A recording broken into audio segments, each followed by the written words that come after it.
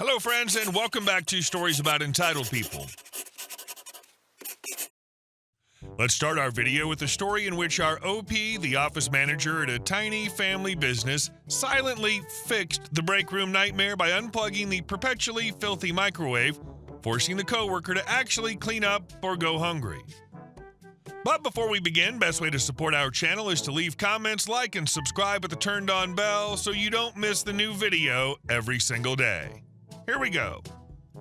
She was fired for her behavior, but the microwave was broken long before that. I used to be the office manager for a small family-owned business. When I say small, I mean really small. We had about 10 people total working out of our office. Of those, only 5 of us were full-time in-house staff. The rest popped in and out throughout the week. With such a small team, you'd think things would run smoothly, and for the most part they did. Except for one person. Let's call her Jay. Now, Jay had a habit of making herself very comfortable at work. She brought lunch every single day and always had snacks tucked away in her desk drawers. At any given time, she'd have yogurt, leftover pasta, half a casserole, and random Tupperware containers stashed in the break room fridge. Basically, she treated our tiny communal refrigerator like her personal pantry. The problem was that Jay didn't just store food, she abandoned it. Weeks would go by with the same containers of food just sitting there, slowly turning into science experiments. The smell alone could make your eyes water, and that's not even mentioning the space issue. Other employees couldn't store even a single drink without rearranging her forgotten containers of mush. And then there was the microwave. Jay was the sole user of the microwave. She microwaved her lunches religiously, but never covered her food. So every day, she'd leave behind a splattered mess of tomato sauce, mystery grease, and who knows what else. You could practically see the bacteria doing backflips in there. No one else wanted to use it, and frankly, I didn't blame them. Eventually, I'd had enough. I implemented a new policy. Every Friday, the fridge had to be cleaned out. If it wasn't your drink or lunch for that day, it had to go. Toss it or take it home. No exceptions. I also instructed Jay specifically to clean the microwave daily. After all, she was the only one actually using it. As the office manager, I was always the last one to leave on Fridays, so I took on the duty of purging the fridge. The first time Jay realized her long-lost yogurt cups and questionable leftovers had disappeared, she was livid, but it got her attention.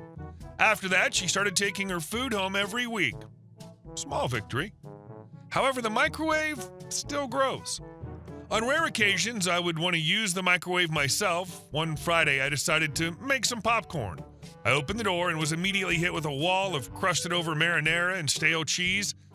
Disgusted but determined, I rolled up my sleeves and gave it a thorough scrub down. Then I had my popcorn. But I also had an idea. After I was done, I climbed up onto the counter, unplugged the microwave, and stuck an out-of-service sign on it. Simple, effective, silent protest. The following Monday, Jay came in and was shocked. Jay, what happened to the microwave? Me, oh yeah, I tried to make popcorn and it just stopped working. Not sure what's wrong. Jay, when's it going to be fixed? Me, shrugging. It's not really a priority. She wasn't happy, but there wasn't much she could do about it. The microwave sat there unplugged, collecting dust for 8 months. Nobody cared. Nobody asked about it except Jay. Every few weeks, she'd poke her head in my office and ask, any update on the microwave? And every time, I'd give the same answer. Nope. Eventually, Jay complained to the owner. He called me into his office and asked what was going on with the microwave. I told him the truth. It worked just fine, but I'd unplugged it because it was constantly filthy and Jay refused to clean it. I explained how no one else was even using it because of how bad it had gotten. He laughed. Not just a polite chuckle, an honest, full-bellied laugh. He thanked me for handling it and left it at that. A few months later, Jay was let go for unrelated reasons, something to do with her attitude, chronic lateness, and not-so-great work ethic. It wasn't a surprise to anyone. The Monday after she was let go, I plugged the microwave back in. It worked perfectly. And here's the best part. It stayed clean, spotless even. The occasional user wiped it down after use, and the fridge never smelled like a biohazard again. Sometimes all it takes is one person to disrupt a whole office and one unplugged microwave to fix it. I also love how the moment she was gone, the place basically healed itself. Microwave back online, spotless, fridge no longer a petri dish. It proves the mess was never about lack of time or supplies. It was 100% Jay's personal biohazard zone. And our second story. Sure, I'll help you. I was in the paints aisle at a major hobby craft store buying acrylic paints for my color theory course. I needed exact matches and was using the color guide the professor gave us. I needed about a dozen paints. Due to this, I ended up kneeling down on the floor, laying out a variety of paints next to the printout before making my final cut and putting them in a hand basket next to me. I had something like 30 paints of differing brands laid out in rows. This took some time. Note, I was in plain clothes and the employees wear an apron as their uniform over plain clothes. I can understand the mix-up. Some time goes by and a teenager comes up to me and asks where the watercolor pencils were. I'm familiar with the store and tell her it's just on the other side of the shelf I'm facing towards the bottom. I almost wanted to say, I don't work here, but she had a list and I'm guessing she was a high school student. Besides, I knew where the pencils were and it didn't hurt me to tell her. Few minutes pass and she's now returned with 3 sketchbooks and presents them to me. I'm still on the floor and asks me which one is best for watercolors. I tell her none of them will work because they're for sketching, so I get up and walk around the end of the aisle, grab a pad of watercolor paper similar in size and bring it back. She thanks me and hands me the 3 rejected sketchbooks, which I set on the floor next to me. I figured I would just put them away when I'm done putting the paints back, no big deal. Finally, I'm at the registers, in line, waiting to pay. The young lady I'd helped ends up being in the line next to me, just a person ahead. She's putting her things on the counter when she glances around and recognizes me and smiles. She says, "Thanks for the help," and I nod and smile back, telling her it was no problem. I also at this point thought, okay, maybe she knew I didn't work here and just saw a friendly face to ask for a little help. When it's my turn at the counter, the girl's passing me with their bag of supplies, and she stops and goes wide-eyed. She says, "Oh my God, you don't even work here. Why did you help me?" I'm laughing at this point, telling her she's fine and I didn't mind. So she runs up and hugs me, saying she's so embarrassed before running out of the store. This was pre-COVID time, so yeah, I accepted a hug from a sweet stranger who thought I worked there. It was a cute experience. I used to work a lot of retail when I was about her age and through some college, and I guess it's my vibe or something. People are so ugly all the time out there in the world. It was just nice being nice to nice people. That doesn't happen often, unfortunately. I'm sorry, but it just pisses me off when people are too damn lazy to put stuff that they don't want back where they found it. Like, based on your story, they were right in the next aisle. Like, WTF, laziness. But good for you for being nice. And our last story. Neighbor had my car towed for a minor violation. I cost him $1,200 in return. This all went down a couple of years ago, back when I was renting a townhome with 3 of my best friends in a neighborhood with HOA, which was anything but pleasant thanks to one person, our neighbor, Carl. Carl was on the HOA board and he made sure everyone knew it, the kind of guy who treats a $30 a month HOA fee like it's a badge of federal authority. We'd barely finished unpacking boxes before he came stomping over to introduce himself, which basically meant listing all the things we weren't allowed to do. Not a great start. Now, our townhomes were arranged so the garages opened onto narrow community roads while the front doors faced shared walking paths. Each home had a garage and a few guest parking spots dotted the edges of the neighborhood, but space was tight, and my roommates and I had 4 cars between us. We used the garage for 1 car and tried to keep things tidy, but with sports gear and storage, we'd occasionally park in front of our garage for short periods when guest spots were full.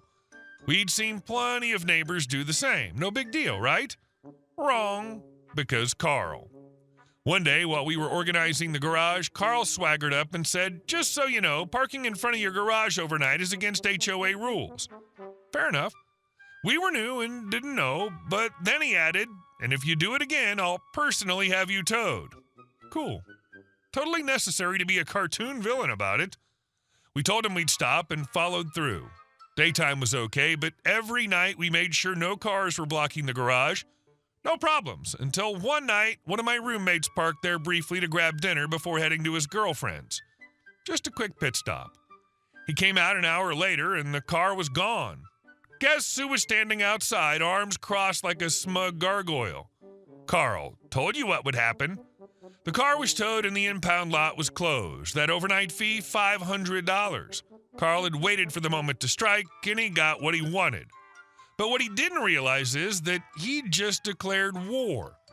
The next morning, I cracked open the HOA rules and in glorious 12-point Times New Roman discovered that the road in front of the garages wasn't just don't park here overnight. It was legally designated as a fire lane, which means no parking at any time. And wouldn't you know it, Carl parked in front of his garage every weekday from 1 p.m. to 2 p.m. like clockwork. Just long enough to grab lunch or yell at his wife or whatever it is power-hungry HOA dudes do. And as luck would have it, I was working from home. So I started logging his schedule. 1 week, 2 weeks. By the third Monday, I made the call. Yeah, hi, there's a vehicle parked in the fire lane, black BMW, blocking the garage. 20 minutes later, the tow truck rolled in, hooked up the car, drove off. 10 minutes after that, Carl came out, did a full-body double take, and then launched into a shouting match with his wife so loud I could hear it through my windows. I'd love to say that was enough, but the next day, Carl parked there again, so I called again. Another tow, another meltdown, another $400 plus in fees. You'd think he'd learn, and he did, for a bit. For the next couple weeks, he parked properly like a model citizen, but bad habits die hard. The third week, he slipped up again. Guess who was still watching? Tow truck number 3, $1,200 in fees racked up, easy. And the best part? No one else got towed because no one else had gone out of their way to be a jerk about it. I eventually stopped, not because I felt bad for Carl, but because I genuinely felt terrible for his wife, who seemed to catch the full blast of his rage every time his car vanished. To this day, Carl never parks in front of his garage. He tiptoes around the rules now like they're landmines. And I can't say I'm sorry, because if he hadn't gone nuclear over our one honest mistake, I never would have discovered that the fire lane rules applied to him too. Go for the long game. Wait 2 months, then get him again. Repeat.